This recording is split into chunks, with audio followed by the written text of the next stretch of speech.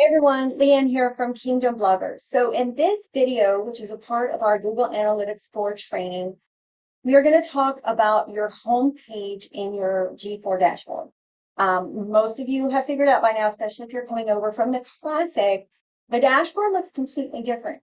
And, for those of us that are bloggers, which most of you are watching this, the things that we typically track, our users, our sessions, our page views, that's not what's showing up. So it's like, how in the heck do you find it?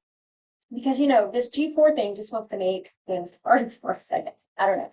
So the good news is you can easily customize your home page to reflect the data that you want to keep track of, and also kind of get rid of the stuff that you don't really want to see.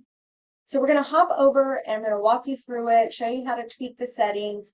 That way you're not kind of completely lost on all this. But one thing I want to make clear, how data is extracted in G4 is much different than the Classic.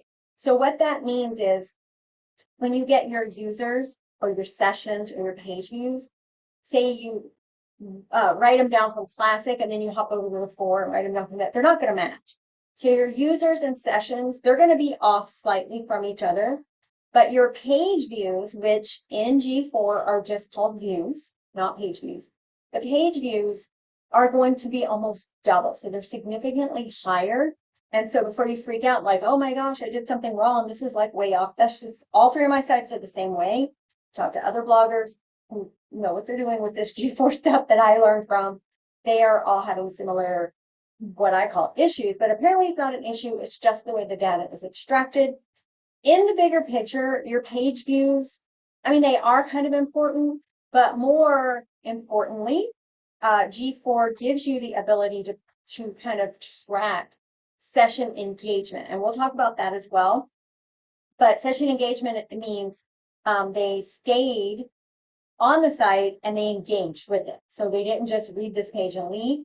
That's what contributes to your bounce rate. So instead of measuring page views the way we typically have, you're going to measure page engagement or session engagement. And that lets you know people are staying on your site or if they're bouncing. So, all right, so let's hop over here real quick. So the first thing you'll notice, I mean, everything kind of looks like the G4 back here. You have these little card sections, right? The biggest difference is user sessions, bounce rate, and duration. Mine has that for the most part, but yours does not. Great news is you can edit this to say what you want it to. So all you have to do is hover. So by the way, this graph really quick, as I click on session, this graph measures which one of these I'm doing, right? Session engagement. So we're going to go back here. So when you hover it, you see this little drop down. So just click that and change it to users. Click this one, change it to sessions. Now this one is my views. So you're going to go down to, says suggested. It should be right there. And then engage sessions. That's kind of a better way to reflect or to track whether people are staying on your site or not. And so that one's going to be in sessions in this first column, and then engage sessions here. Those are the 4 things I would recommend that you put up here at the top, okay? And then here, by default, I think yours says 7 days. Just come down here and click it and change it to, so you have 7/28/90, change it to more preset, and then just click the 30-day option from it, okay? And if it doesn't show that, you can create a custom one and then select that, and it should keep it even when you log out and log back in. Google Analytics regular did not do that. You had to reset it every time.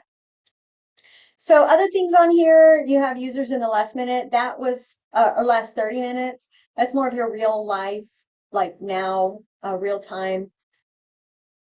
This stuff is sort of similar to what we had in the Classic, but you can actually edit these to make it make more sense to you. And I will show you how to do that as well in some other videos. But what we want to do here is click on this View Report Snapshot. And so that was just a snapshot of it. So now this is more of a detailed report. Now there's all these things on here, right? Some of these like conversion event by name, items purchased, conversion. I don't need all that. So what I'm going to do is click this little pencil and this thing's going to pop out. And I'm going to start at the bottom. I don't need conversions. I don't need items purchased, event name. Let's see what else do I have down here. Event count by event name. Let's see. I do want that one. That's a nice one. 30 days, 7 days, 1 day. I guess I'll keep that one. I like this just because I like to see that people from all over the planet are visiting my site. Insights, I don't really need that one. Okay, so now I'm going to save. And I'm going to save it as a current report because I don't need all this other stuff ever. So I want this to always be what it looks like. So now it's only the ones that I wanted, right? So this is how you get rid of stuff that you just don't need and just the things that you do want to look at. Again, this is just what I have. I like looking at these things. If you want them in a different order, so like I kind of want this one, page views by title, kind of want that one up a little higher. I want to see what basically your top pages, what's getting the most traffic. That's what I want to see. And then I also want to see sessions by this. That tells me where my traffic sessions are coming from. Okay, so now everything is kind of how you want it. Makes it much easier to track. Now, you may want more information on these cards. So in the next video, I'm going to show you how to edit these. So it actually shows you what you want. I mean, organic social. Okay, it's great to know that most of my traffic is coming from organic, but this and this one are basically the same thing. This is just words. This is a graph kind of view. So I want this to be more detailed. Is so organic social. Okay, is it Facebook? Is it Twitter? Is it, what medium is it coming from specifically? Because social could mean anything. Or what referral networks specifically are sending me stuff. So I'm going to show you how to do that in the next video. But this one was just to show you how to customize your dashboard to make it look more like what you are used to looking at in the GA Classic, so that you can keep track of all of it much better and kind of know what you're looking at. All right, guys, be sure to like this video and follow us at Kingdom Blog if you're not already. And there are going to be written out instructions because I know I talk really, really fast. So the course that this video is a part of, which is linked in the video if you happen to find it on YouTube, it's a free course. In the course notes under this video will be step by step, go to say acquisition, traffic, whatever. Like it'll tell you exactly what buttons to click to get to the pages that we're talking about here.